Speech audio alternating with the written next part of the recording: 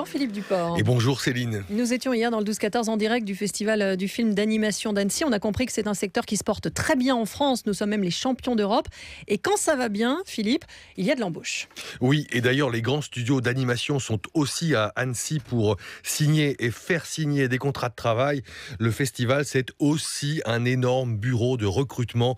Cette année, quelques 600 candidats étaient présents. Ils ont participé à une soixantaine de sessions d'entretien d'embauche. Les studios du monde entier sont venus chercher leur talent parce que vous l'avez dit, en France, on fait partie des tout meilleurs. Bonjour Marc Dupont-Avis. Bonjour. Vous êtes producteur chez Xilam, vous êtes à Annecy, notamment pour faire vos emplettes, pour recruter des jeunes talents. Combien de recrutements avez-vous signé depuis le début et pourquoi faire ? Écoutez, il y a une bonne vingtaine de personnes qui sont pressenties dans les recrutements qu'on a faits, ce qui est encore une petite partie de nos besoins parce qu'on va créer une centaine d'emplois cette année avec 2 studios qu'on ouvre à Lyon et à Angoulême. Et il s'agit de produire des séries d'animation et on est en train, grâce aux accords passés avec les pouvoirs publics, mais aussi au boom de l'exportation, on est en train de relocaliser tout ça en France. Beaucoup d'autres studios comme le vôtre embauchent en ce moment, Marc Dupont-Avis ? Du côté de la télévision, il y a déjà au moins 5 ou 6 studios qui ont annoncé des créations de filiales, dont plus de la moitié, il y en a au moins 4 ou 5 en région et 1 ou 2 à Paris, je crois. Il y a des grands studios de long métrage comme Micros et MacGuff également qui vont engager plusieurs centaines de personnes. On est sur environ 1000 emplois qui vont être créés sur la seule année 2016. Comment vous expliquez ce boom ? Écoutez, il y a un besoin d'image absolument considérable dans le monde entier, notamment à l'attention des enfants. Les marchés émergents tirent énormément cette activité. Ils n'ont pas encore cette expertise qui met des décennies à se construire. Nous, cette industrie, on l'a construite sur les 30 dernières années. Et on a une position unique dans le monde. En substance, nos concurrents, ils sont aujourd'hui aux États-Unis et au Japon. Et on est plutôt très très bien passé dans cette course en raison des immenses talents qu'on a en France. Alors on les forme justement, comment est-ce qu'on les forme ces talents ? Est-ce que vous en avez assez qui sortent des écoles et de quelles écoles du reste ? Écoutez, il y a un réseau d'écoles, il y a de nombreuses écoles d'animation en France, dont certaines sont assez anciennes maintenant et ont un savoir-faire qui est reconnu dans le monde entier. L'école des Gobelins est considérée comme la plus grande école d'animation dans le monde avec CalArts en Californie.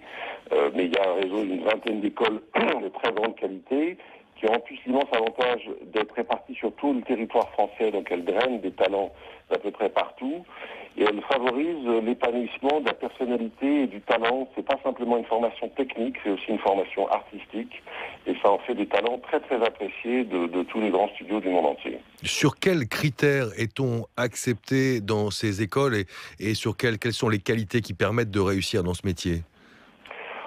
Écoutez, à la base, il y a la maîtrise du dessin, il y a l'imaginaire de l'artiste. Ensuite, il y a des tests techniques qui sont faits pour savoir déjà si on a des bonnes bases, on a quelque chose. Et ensuite, il y a une dimension narrative, quelles histoires on a envie de raconter. Voilà, c'est un mix entre une technicité, un vrai talent de dessinateur et des histoires à raconter. Il faut être bon en quoi ? Donc, j'allais dire, pardon, ce sont des formations longues, payantes, comment ça se passe ? Oui, c'est un peu la grosse difficulté de ce métier-là, c'est qu'il faut très longtemps, c'est des formations souvent, la plupart des animateurs qu'on accueille dans nos studios ont des formations qui durent 4 ans, 5 ans, 6 ans. Souvent, avant de rentrer dans les grandes écoles d'animation, ils ont déjà fait 2 ans ou 3 ans de préparation. Ils vont avoir 3 ou 4 ans de formation dans les écoles d'animation. Donc, c'est vraiment des formations de très très haut niveau. Les écoles, il y a assez peu pour le coup, les pouvoirs publics sont assez peu présents sur le chapitre de la formation. Donc, c'est des écoles qui sont des écoles privées qui coûtent assez cher. Et les étudiants, souvent, une bonne partie d'entre eux vont autofinancer ça en travaillant à côté, en s'endettant. C'est un parcours difficile, mais c'est un parcours qui est semé de succès derrière. Voilà, derrière, on est absolument certain d'avoir un travail, j'imagine, en France comme à l'étranger, je suppose.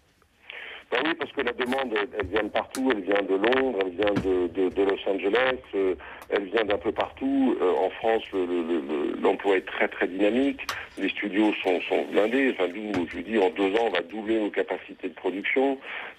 MacGuff, par exemple, qui est un autre grand studio de long métrage, où se sont fait à Paris, Moi, Moche et Méchant. Voilà, c'est une entreprise qui, à 5 ans, avait employé 150 personnes. Ils sont en train de passer les 700 à 800 personnes. Voilà, on est vraiment sur une vague extraordinaire et la France est admirablement placée sur ce. J'ai envie de dire que c'est aussi le fruit d'une intelligence collective entre les artistes, les producteurs, les chaînes de télévision qui ont beaucoup soutenu ça en France, mais également, évidemment, les pouvoirs publics avec une politique très habile, continue et intelligente depuis 30 ans. Un tout dernier mot très, très bref sur ces écoles qui permettent donc vraiment d'avoir du travail. Ce sont des écoles post-bac ou on doit y entrer plus tard avec un bac plus 2, bac plus 3 ? Il y a de tout. Il y a des écoles post-bac. Généralement, souvent, les meilleures de ces écoles demandent quand même des formations préalables. La plupart des étudiants qui rentrent, en général, ont bac plus 2, bac plus 3, mais ce n'est pas systématique. Merci beaucoup Marc Dupont-Avis, producteur chez Xilam. Vous étiez donc en direct d'Annecy. Philippe Duport, bon week-end à lundi.